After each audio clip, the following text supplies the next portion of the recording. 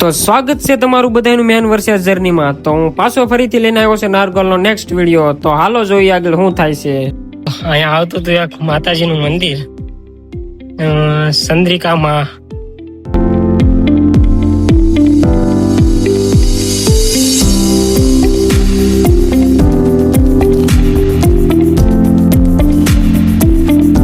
તો ફોનમાં ચાર્જિંગ ખૂટી ગયું હતું એટલે દાદાએ ઘડીક મેકી દીધો અડધી કલાક, એટલે ચાર્જિંગ થઈ ગયું છે।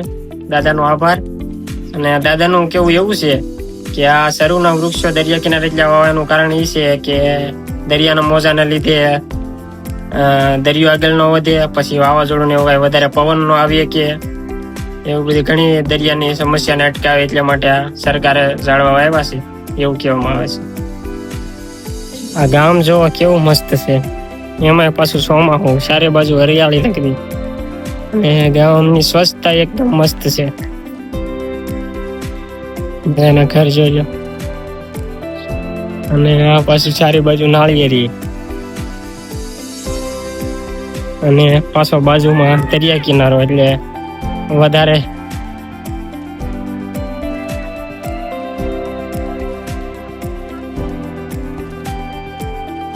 શોપ છે, મોલ।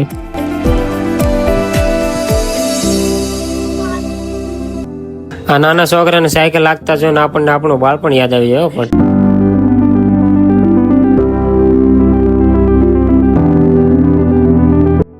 તો લાઈફમાં એક સપનું હતું કે જિંદગીમાં મેંગ્રોવના ઝાડવા ક્યારેક દરિયા કિનારે જાવું એટલે જોવું, તો એ સપનું પૂરું થઈ ગયું, કારણ કે આપણને મેંગ્રોવના ઝાડવા મળી ગયા છે। તો આ છે પાછળ મેંગ્રોવના ઝાડ, તમે જોઈ શકો છો। આ બધા હાથ ઊંચા કરતા છે, આ પાછળ છે મેંગ્રોવના ઝાડવા છે। તો હવે આપણે જઈએ છીએ અંદર, મેંગ્રોવના ઝાડ જોવા કેવા છે। આ બોટ બાંધેલી છે, પાણી આવી જાય અહીંયા સુધી, તણાઈ ન જાય ને એટલે આ જો બોટ બાંધેલી છે દોડે કરી। આ છે મેંગ્રોવ અને આ પાછા આના કાંઈક છે ફળ, હું કોને ખબર, આનો સાળો ન કરે બહુ, હું કોને ખબર। જો હા મેંગ્રોવ,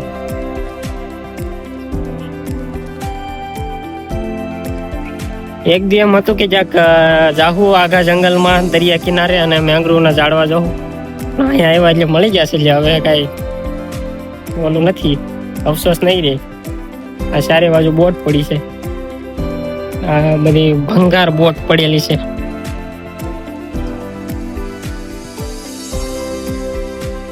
તો જોવો તમે બોટ, અને ખાસ તો મેંગ્રોવના ઝાડ જોવો, કારણ કે મેંગ્રોવના ઝાડ આપણા ગુજરાતમાં ગોતવા બહુ તકલીફ વાળું છે। આનું કામ એ છે કે આગળ ને દરિયો આગળ વધતો હોય ને તો એને અટકાવવાનું કામ છે મેંગ્રોવનું। તો આ ચારે બાજુ મેંગ્રોવ છે ને વચમાં હું છું,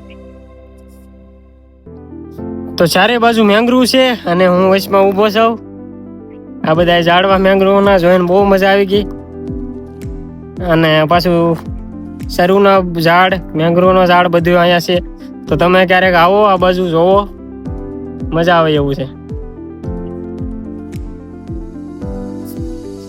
તો આ દરિયા કિનારો છે અને અહીંયા બધા માણસો રહે છે। અહીંયા ઘર કઈ પાકા નથી, પેલા ઈટું કાંઈ ઉપયોગ નથી કરવામાં આવ્યો, ખાલી પતરા, દિવાલે પતરાની અને ઉપર સાથે પતરાની છે। તમે જોવો આ બધા અહીંયા માછીમારો રહે એવું લાગે છે, આ ઝાડું ને વાળું ને જોઈને તો એવું જ લાગે।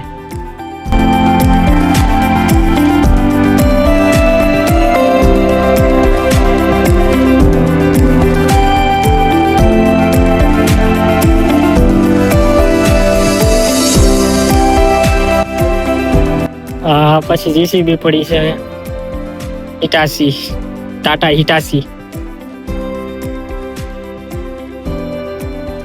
જઈએ આપણે, ઓલી મજા આવવા દઈએ તો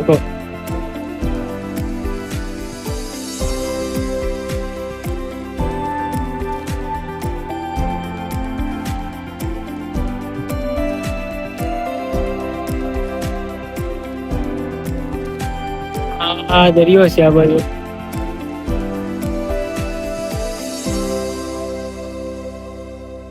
ઉપર જવા દે તો જઈએ, કોઈ ના ન પડે તો હાલો જય સિયારામ।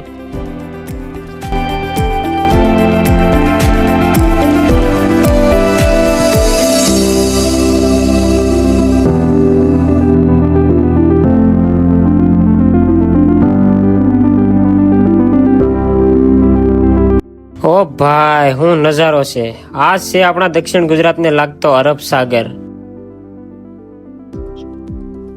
અને આ છે દક્ષિણ ગુજરાતના દરિયા કિનારે આવેલું ગુજરાતનું છેલ્લું શહેર ઉમરગાંવ. અહીંયા બોટિંગ અત્યારે બંધ છે, નગર તો જાતી બાજુ. હવે બસ આ ઉમરગાંવ અને અહીંથી આ ગામ પછી લગભગ મહારાષ્ટ્રની બોર્ડર લાગી જાય. અહીંયા આપણું ગુજરાતનું પૂરું થવાની એન્ડ થઈ ગયો છે, કારણ કે આગળ હવે આ છેલ્લું ગામ છે. પછી કદાચ નાનું ગામ હોય તો કઈ ખબર નહીં, બાકી આ મોટામાં મોટું ગામ આ છે ઉમરગાંવ. આમ તો સિટી જેવું છે, ગામ ન કહેવાય. બંગલા બંગલા છે એટલે સિટી જ ગણાય. અને આ છે ખાડી, ખાડી વિસ્તાર છે અને આ છે દરિયો. બસ આ છેલ્લું. હવે આગળ મહારાષ્ટ્રની બોર્ડર પૂરું આપણું ગુજરાત અહીંથી. આ જો આ બાજુ બોટ છે, અહીંયા આગળ જાય બોટ જોવા. દરિયા સપાટી નીચે મસ્ત છે.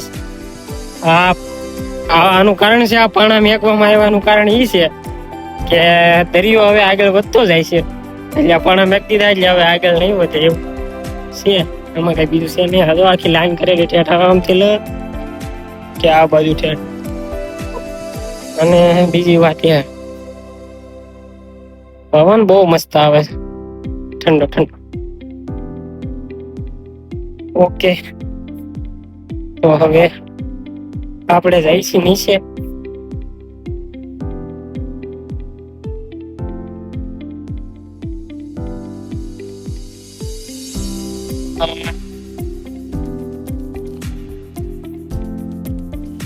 આ જો આ પાણીમાં કઈક તરે છે. આ લાગે છે ઝાડુ બાંધેલી છે એવું લાગે છે. હા ઉમરગામ. આ બીચ મસ્ત છે આ બાજુ.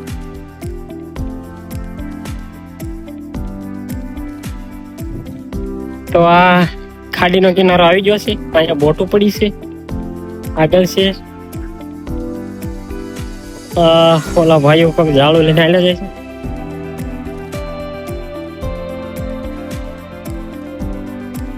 હા જો ઓલી બાજુ ઓલા કાંઠે બોટો પડી નગરી લાલ પીળા સજાઓ વાળી. આ તિરંગો છે પણ એમાં ઘટે છે અશોક ચક્ર. આ બોટ બાંધેલી છે અહીંયા. અને આ ભાઈઓ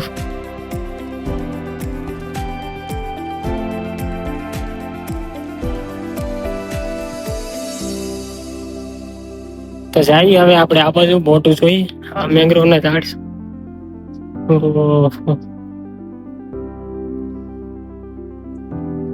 આ મેંગ્રોવ ના ઝાડ છે ને બધા. મેંગ્રોવ ના ઝાડ છે ને. મેંગ્રોવ એ ઝાડ કોણ છે? સબ ये वाला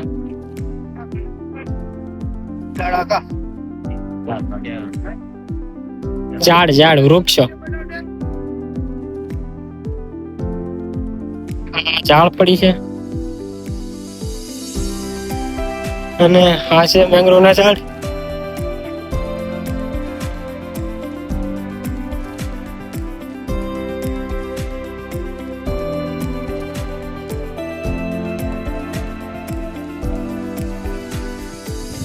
આપડે પાછળ છે ને પૂછી કઈ કેતા નથી ને ભાષા સમજ નથી આવતી. હું બોલે છે ને ખબર જ નથી પડતી. આ બાજુ નકરા વાણ જ પીડ્યા છે. કામ બધું હાલે છે હવે.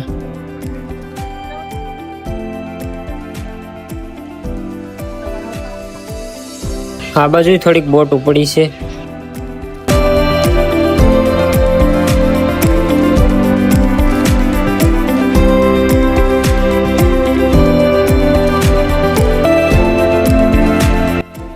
તો રસ્તામાં જતો હતો અને આ લોખંડનો પુલ જેવું મળી ગયું.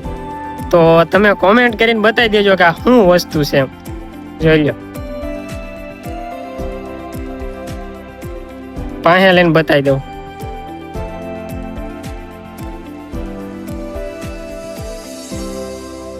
તો અહીંયા નાળિયેરીનો બગીચો છે. આડી ઘેરે જોયું કોઈ છે નહીં વાડીમાં, નકર તો અંદર પૂછીને જાત.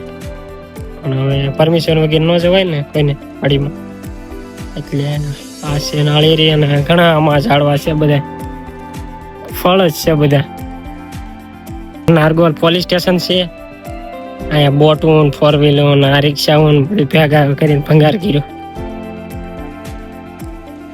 અને એક નવી વસ્તુ જોવા મળી છે, ડાંગરની ખેતી એટલે કે ચોખા. તો હાલો તમને બતાવી દઉં. આ પાછળ છે ડાંગરની ખેતી છે, કેમેરો બેક કરી નાખીએ. આ છે ડાંગરની ખેતી એટલે ચોખા.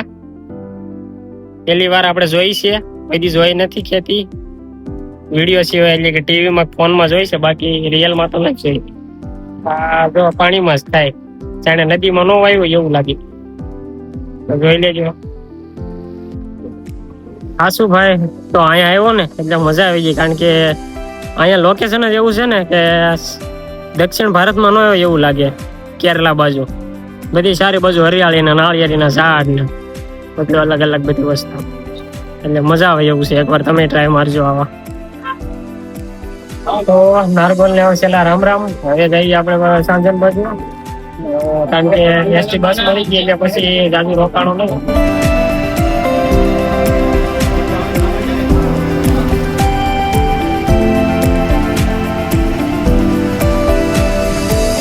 સંજારના રેલવે સ્ટેશને પહોંચી ગયો છો. હવે અહીંથી વાપી જવાનું છે, વાપી થી સુરત, સુરત પછી welcome to next video. Okay bye. Like, follow and subscribe કરવાનું તો ભૂલતા જ નહીં.